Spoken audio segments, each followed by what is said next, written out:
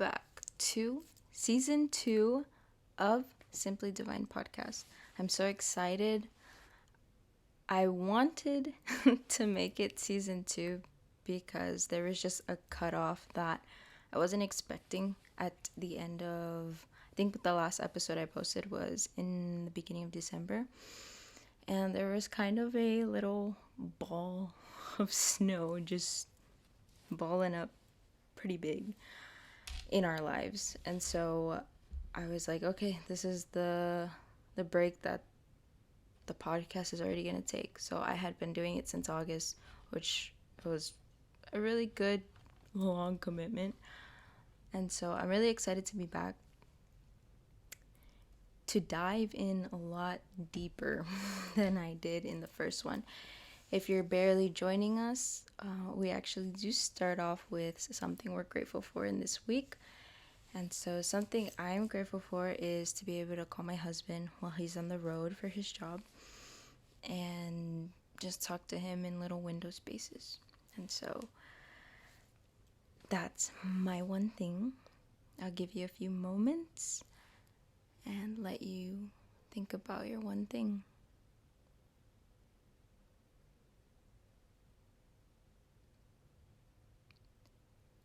Okay. Again, welcome back. I am so excited. If you're watching me on YouTube, you obviously see that I have no more braces either. It's a little weird being on camera and smiling, even though I did it before braces. So I feel a little awkward. But other than that, I am also pregnant with baby number 2. This episode's actually going to be about the past 2 months. So we're playing catch up is what we're doing. And the reason I want to bring y'all a little more into my life is because it's also a spiritual battle. And so there is a lot to unpack about the last 2 months of why I also took a break. It was uncalled for on my end. I didn't want to stop. That's why the last season stops at episode 15 or 16, a very weird number that I didn't want to stop, but that's all right. So here we go, playing catch up. So we were in a financial bind. I went over tips in another episode financially, and we were doing all of what we could to be tight with our money and smart about our money, because we're all for that. And so it was getting to the point where we really had to extend our groceries to the very smidge end of it. And so we decided as a family that my husband was going to look for a job, and the job he ended up finding was one that had to do with traveling a bit. So that didn't sit well, obviously, with me, and just grasping the very fact that my husband wasn't going to be here for a certain amount of time. But obviously he'll be back here and there. It was really hard for me.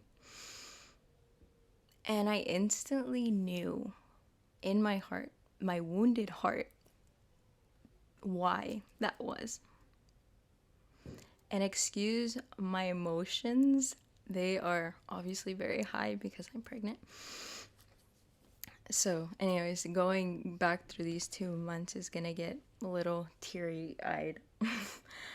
So going back, my heart just couldn't wrap around it. My heart could not just wrap around the idea.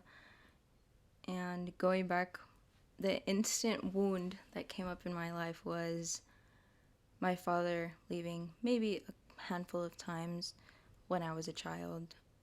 That was hard on me. Didn't think it was that hard on me, but as soon as I heard the possibility of my husband leaving, it felt very strongly after that. And I knew it. I called it out. I allowed my husband to know. I allowed my mom to know. I mentioned how hurt I would be, I think emotionally. Now, this is on the emotional side. Logically, I know that my husband isn't my father. I know my husband, I know he's going to come back. He wants to be here more than anything in the world. And so just wrapping my mind around all that, it was a lot. We even talked about the possibilities of us, traveling in certain times and areas with our baby and me, and it just seemed a little brighter. And then a week before my husband had training, we found out we were pregnant. And first emotion I felt was excitement and joy. Of course, for me, personally, we want many kids, as many as God blesses us with. And so I was excited. Then the next emotion that followed was sadness and mourning, because I still breastfeed my baby that's here on Earth's side. And there was just a heartbreak to that. So on top of my husband leaving, and then the breastfeeding and the bonding with my first child was coming to that little bit of a close, and that I have these few months left of it just being her and I as mom and daughter, it all started just piling. And then the fact that my husband was leaving, and he was there during the whole pregnancy of the first one. And so I shut down, I think, after he left completely. And this all was happening during the month of December. November going into December, I believe. It just felt like my world was falling apart. And I think there was a sense of control issue in that as well. So we find out, we get to it. We know that the plan still has to go in motion. Logically, we know this. And my emotions were just all over the place. I mean, come on. I was pregnant too. That probably didn't help with the emotional side of things. And so, yeah, it's just, even talking about it now, it's so new and recent. I think only a week and a half to 2 weeks ago, I started coming on an uphill. And the reason I bring all this backstory is, for the first time in a very long time, I felt God so far from me. I was mad and I was sad, and I didn't want any of it. I felt so hurt. I felt so abandoned in my life. And on top of all of that, my first pregnancy and this pregnancy with the first trimester, I don't know if anyone else has experienced this. It's bad. The symptoms and everything, I get them. Most all of them. Throwing up, the not keeping anything down, all of it. I just can't keep anything down. And so, of course, as a Catholic, I believe that offering up my suffering, uniting it to Jesus on the cross, is a big thing. And so I would do that, but I just kept having these feelings of falling, and that was the issue. I was going based off a lot of my emotions at the time. My logic was just so small. It was there, but it wasn't forefront. The emotions were taking over, and I allowed it to as well. I wanted to feel every emotion that I was feeling. I wanted to be validated. I wanted to be understood and seen, and it didn't seem like that was happening anywhere. And so I really did go into, I would say, a dark place. I was mad at God. And that's really hard, I think, to say, because I want to love and be so faithful to Him. But every relationship, I think there is all the emotions. I've been mad at God before. This time was like the very first time when I started coming into my faith and learning more about God and having that relationship with Him and all the struggles that I was going through. So on top of wounds coming in, pregnancy, my first child, my husband, it just seemed like a mountain that I was slipping off of. And yeah, my mental, my spiritual, even my physical took hit because I couldn't keep food down and I lost weight. It was a little bit of a nightmare, I would say. But at the end of it all, I saw a light. Like all things, there was always that light. That even if it was a little bit of like a sliver of hope, it was there. And I really tried to keep my head up during that time. So for anyone that is listening, if you've ever felt this ache in your heart of anger and sadness, I'm with you. It's not easy. Life isn't easy. And you want someone to blame for that. But there's no one to blame. Yes, God can help us in many ways, in miracles, in all sorts of things. But when we feel like He's far or He doesn't want to help us, that's when we're needing to learn something.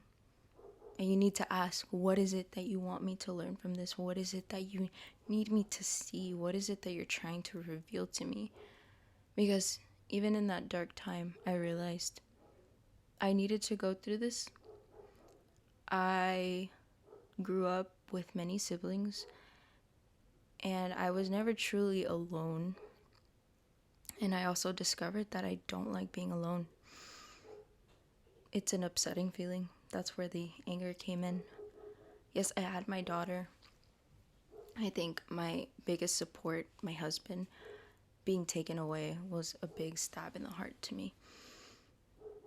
And anyone else that like kind of came before that. And so it just put me in a place to actually dig deeper into that wound. I'm like, okay, I'm already bleeding. Let's see what you're trying to tell me. And then even through that anger and sadness, I go to church. I'd sit there mad. I sat there too because my daughter needed to see that I was still pushing. And my unborn child needed to see that I was still pushing and feel that. And so, of course, all these worries and anxieties, things that just aren't from God, obviously I've said that before, came up. A lot of the enemy trying to really take me down was seeping through. I didn't even want to really do anything. I think there is just that sadness trying to take over. The thing that kept me on my toes and going was my daughter. And my daughter is from God. So God was keeping me on my toes. He was keeping me going. Isn't that such a gift? Isn't that beautiful? He's literally always there even when we're throwing tantrums, as I've experienced with my daughter. This is where we're called to in that childlike faith, even in the negative feelings of emotions. And so anyways, coming into the month of January, still feeling down. I really couldn't get out of it, especially because I couldn't keep food down. I think that was a big factor. And when everything kind of reversed, started looking up, was when I was able to eat. I think I was hangry as well. And so we just transitioned from first trimester to second trimester. When we found out we were pregnant, we were 9 weeks already. I didn't get any symptoms. Probably only had symptoms for 3 weeks. Compared to my first pregnancy, I had it from 5 weeks all the way through to second trimester. So I counted my blessing when it came to that.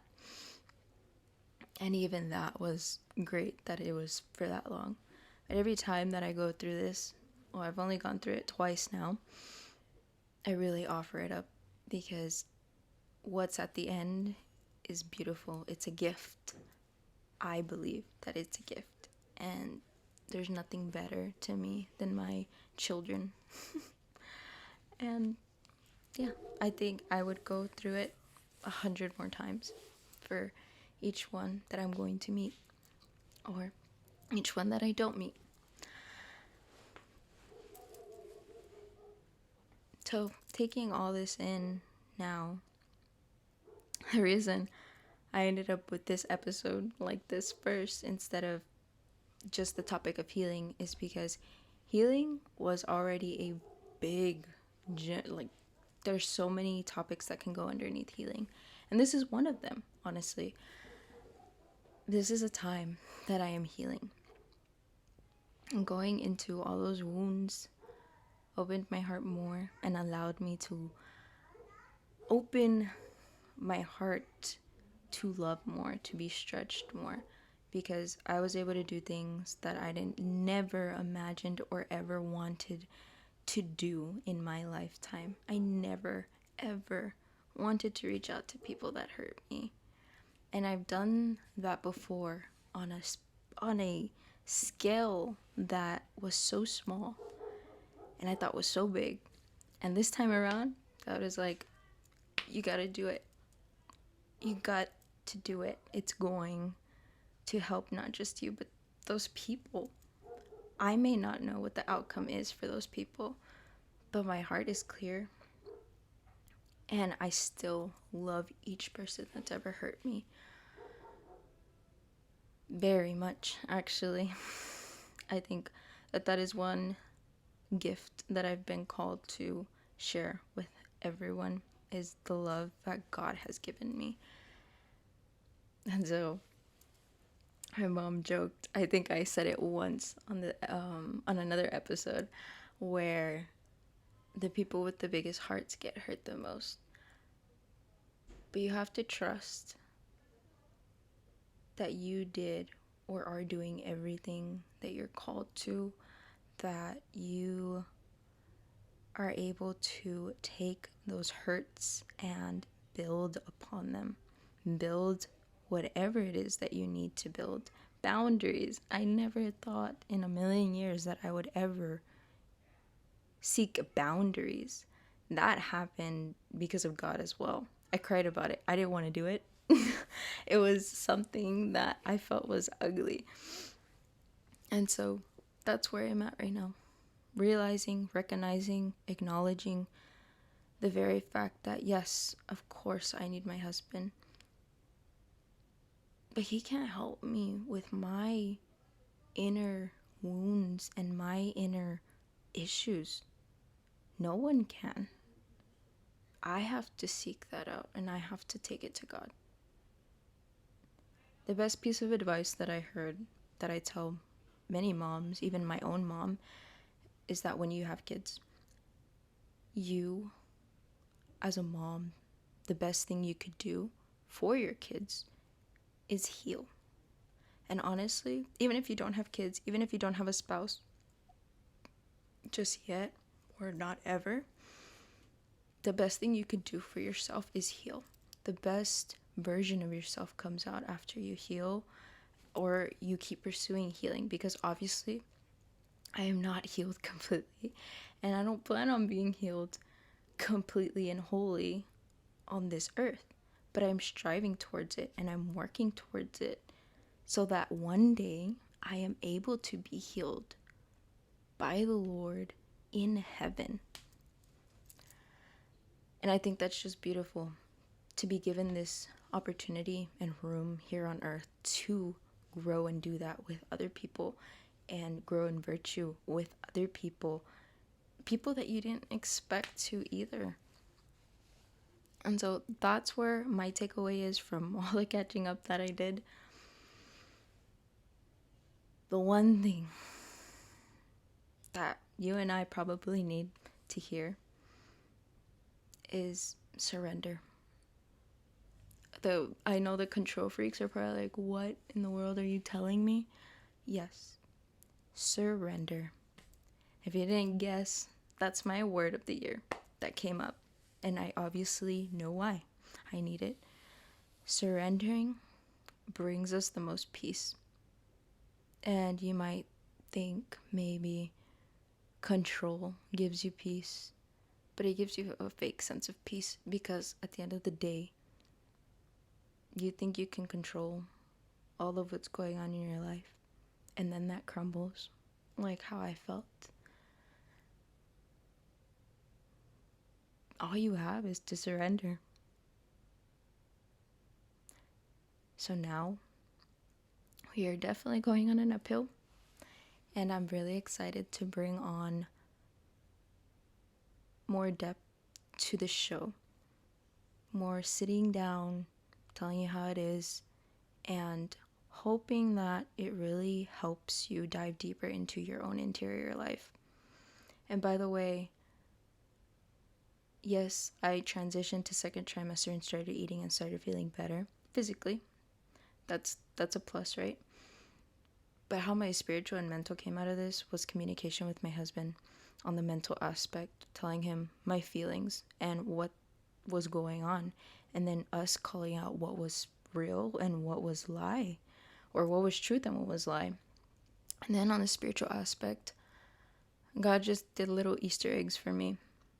I was confirmed with Saint Teresa of Avila, and she snuck up on me right after Christmas through a friend. There's a book called The Devil in the Castle, and it's based off of her other book called Interior Castle. Now, I have the book Interior Castle, but I could never get around to it. People have told me it's hard, it's a heavy read, and of course I've been intimidated here and there. And it is written back in the day, so it's a little hard to read when it comes to the language and the vocabulary and stuff like that. So The Devil in the Castle kind of takes from Interior Castle and goes through the mansions. Obviously, castle has a lot of rooms and mansions, so the aspect of it is that these mansions are different parts in your interior life and how the enemy tries to attack and distract and all this stuff. So that caught my attention, and I started reading that book. Now, I'm still on the first mansion. I just got through it, and it's a good read. It got me out of that funk of my spirituality as well, of saying, hey, the devil's trying to distract you. Don't pursue prayer daily. Don't do this. Don't do that. You're too sad. You're too mad. Why would you this, and that? So those books I recommend. I will read Interior Castle one day. But for now, that's one of the books. And then another book that has got me into more of a routine for myself and for my kids. Not saying I'm stickler with it. If it happens, it happens. If it doesn't, it's okay. I'm alright. I'm alive. Is Hands-Free Mom. That's what it's called. I found it at the library. I was like, cool. Read the title of the book. It was like, put your screen down more. Burn the to-do list. And like, see what really matters in life. I pick it up, take it, don't really read the inside. And then when I start reading it, it's a Christian author. I'm like, this is God. This is God. And she really put into perspective what we do in this life matters. And then the last pillar, I think, that got me up and up in the spiritual aspect was one day at church, there was a deacon who's going to be a priest. He gave his homily, and he talked about memento mori. Memento mori, if you don't know what that is, that's dying to self, remembering your death. Not dying to self, remembering your death. Which means that we as Catholics believe that you should think about your death. We know that death can be scary, but going through a strong devotion of memento mori and remembering your death every day will change how you live your life every day. If you haven't heard of memento mori, there's a more common secular thing that's like, live as if today was your last day. It's basically the same, except we like look at a skull and we remember our death. We come into a prayerful state and remember that we will die. It's a humbling thing to do and to pray on. And so God really brings us to this place of one day we will die, but we will have eternal life after. And so all of these came together and really pushed me to keep going. And so that is what I will leave you off on. If you have any questions or any comments, concerns about me, or prayers for me, please send them please. And I hope we're gonna be on a roll this season. So bye.